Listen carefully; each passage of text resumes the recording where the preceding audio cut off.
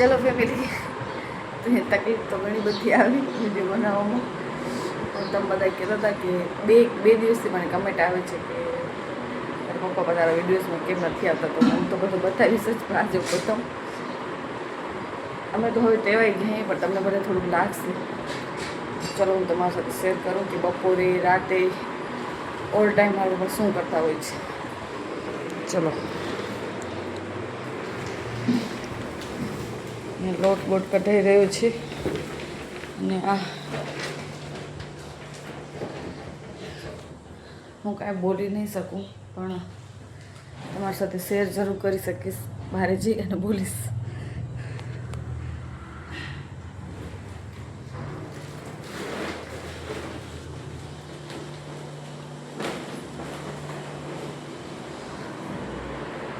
જો એમની mental health થોડીક નથી બરાબર, એના કારણે એ આવી જ રીતે હોય છે. અને શાક ને રોટલી ને જે જમવાનું આપણું હોય એમાં પણ કોઈ જાતનું કાંઈ ટાઈમ ટેબલ નથી. નીંદર પણ એ ગોળી ખાઈને જ કરે છે. એટલે ઘણી બધી પ્રોબ્લેમ તો છે જ, પણ તોય હવે આજથી મારે ખાલી 10 વર્ષ થઈ ગયા આ વસ્તુને. એટલે અમે બધા તો ઘણા બધા ટેવાઈ ગયા. તમારા માટે થોડું હશે.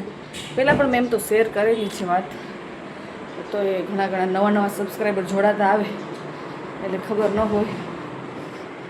પણ કાંઈ વાંધો નહીં, બધીની લાઈફમાં થોડું હોય. તો મારા સમજી લો ને કે મેરેજમાં શું, મારી એન્ગેજમેન્ટમાં શાયદ હતા, કેમ કે ઘરે જ હતું ત્યારે બધું એટલે.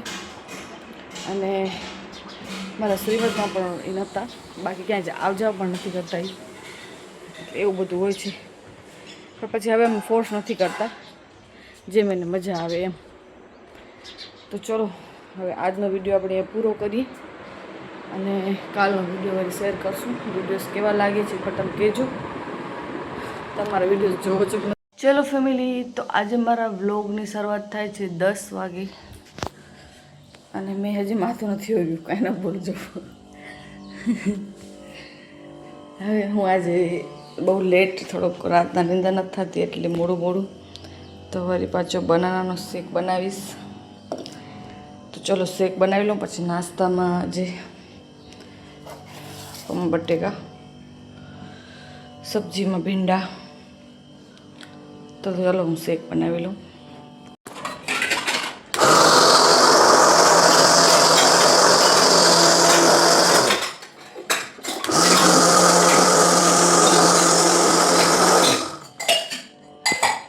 તો ચલો, તો આજે મને કામ મળ્યું છે નાસ્તો પાણી કરીને. મેં કીધું ચલો કાંક તો મળ્યું આજે. ભીંડાની ચોપિંગ કરવાની, એટલે ટૂંકમાં આજે ઘરમાં બનશે આઈ થિંક ભીંડા બટેકાનું શાક. ના સોરી, બટેકા તો આ લોકો નાખતા નથી, ખાલી અને ખાલી ભીંડા જ નાખે છે. અને ભીંડાનું શાક ચટણીવાળું, ખાલી બીજા કોઈ મસાલા ને એવું બધું ઓછું નાખે લોકો. તો સરસ બને.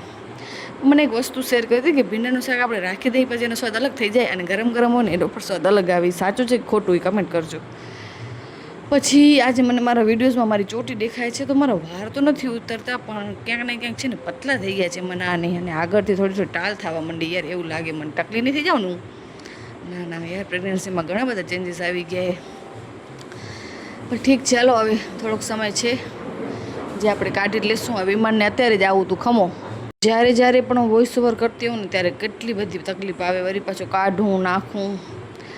તો ફાઇનલી ચલો ક્લિપ લઈ લીધી. હવે ભીંડા હું અહીંયા નહીં મોરું, બીજે ઠેકાણે જઈશ, કેમ કે એ મને બેસવાનું ફાવતું નથી.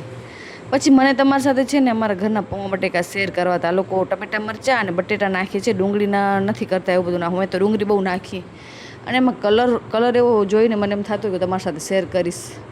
વઘાર કર્યો તો એ લોકો હિંગ ને લીમડાનો, પછી લીંબુ ને એવું બધું નાખે. જેને ખાંડવાળા ખપે એ ખાંડ, ને લીંબુવાળા ખપે લીંબુવાળા. તો મસ્ત લાગે એમ. તો બસ મમ્મીએ સરસ મજાના પૌવા બટેકા બનાવી નાખ્યા.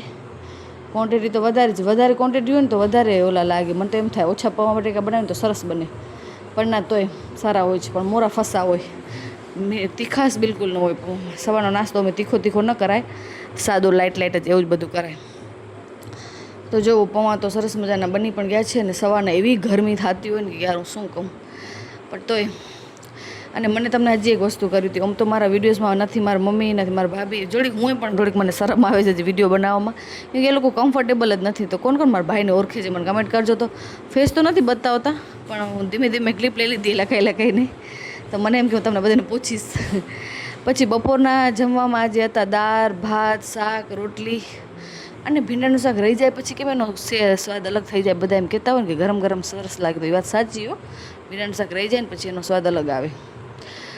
હવે 2 દિવસથી મને કમેન્ટ આવે છે કે દિયા તારા પપ્પા તારા વિડીયોઝમાં કેમ નથી આવતા. તો જો બપોરના કાંઈ અત્યારે વાગે છે 1:30-2, તો અત્યારે મારા પપ્પાની આવી હાલત હોય. અત્યારે તો તોય કન્ડિશન સારી છે. આના આજથી તમે 5-6 વર્ષ પહેલાં લ્યો ને તો બહુ જ બોલ કરતા. મારા શ્રીમતમાં નહીં, મારા મેરેજમાં નહીં, કોઈ ક્યાંય આવવા જવાનું નહીં, ન દેવસ્થાને ન દેવદર્શન ક્યાંય, એટલે ક્યાંય જ નહીં. ટાઈમ ટેબલ હોય ખાલી 2 રોટલી ખપે, છાશ ખપે, ક્યારેક રોટલી કે શાક કે ખાય તો અલગ વસ્તુ છે. બાકી કોઈ જાતનું કાંઈ ટાઈમ ટેબલ નથી. એની દુનિયામાં છે અને જીવે છે. અને હવે અમે એ વસ્તુને એક્સેપ્ટ કરી લીધી છે. ટૂંકમાં મેન્ટલી હાલત સારી નથી હવે એમ. 10 વર્ષ થઈ ગયા એ વસ્તુને. પછી રાતના જમવામાં જે હતું કાંઈક આવું બધું. તો ચલો હવે કાલે મળું.